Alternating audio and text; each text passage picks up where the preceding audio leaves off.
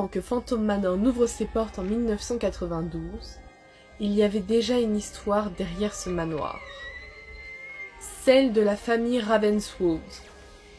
Henry Ravenswood, propriétaire de la Big Thunder Mountain, avait construit cette immense demeure pour sa femme, Martha, et sa fille, Mélanie Ravenswood. Grâce à la mine, la famille était devenue immensément riche. Certains habitants de Thunder Mesa disent qu'il y avait une force sombre qui vivait déjà sous la roche. Puis les drames ont commencé.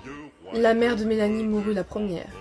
Puis Henry Ravenswood disparut mystérieusement dans la mine, soi-disant dû à une explosion. Mélanie resta seule, enfermée dans ce manoir devenu silencieux. Pourtant, elle continuait d'attendre. Car Mélanie était amoureuse. Plusieurs hommes demandèrent sa main, mais aucun mariage n'eut jamais lieu. Ces prétendants moururent les uns après les autres, dans des circonstances terribles. Les uns après les autres.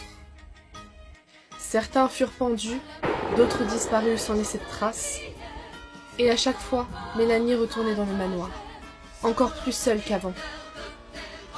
Les années passèrent, et peu à peu, Mélanie sombra dans la folie. Elle continuait de porter sa robe de mariée, comme si la cérémonie devait encore avoir lieu. Elle errait dans les couloirs, chantant parfois pour elle-même.